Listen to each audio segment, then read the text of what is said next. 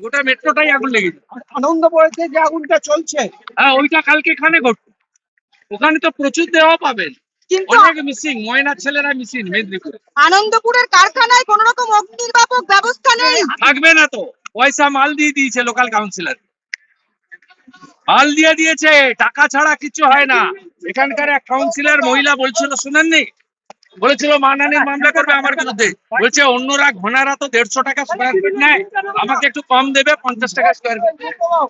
আমি যখন ওর video audio দিয়ে দিলাম, ও বললো মানহানির মামলা করবো, আজ পর্যন্ত করেনি। কমিশনে কবে যাচ্ছে সুমিত্রা?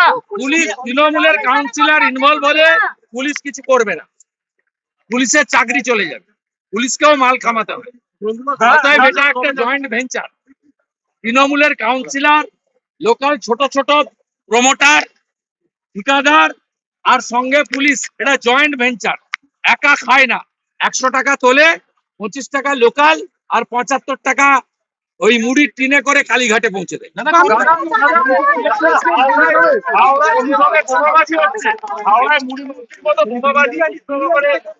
এই রাজ্যে সরকার নেই, পুলিশ মন্ত্রী ফেল, অনেক আগে ফেল করে গেছে। পুলিশ মন্ত্রী অনেক আগে ফেল করে জোর করে চেয়ার আঁকড়ে রেখেছে। উনি শুধু ভাষণ দিচ্ছেন আর এসআইআর এসআইআর এসআইআর।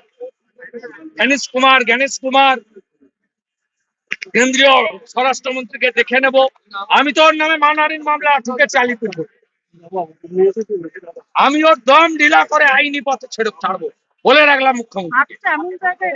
আপনি প্রমাণ করতে পারবেন না, আপনাকে ক্ষমা চাওয়াবো কোর্টে দাঁড় করে। পিএলএটির উপরে হামলা কবে? কমিশনে যাচ্ছেন? কমিশন হ্যাঁ, বাড়িতে যাবো।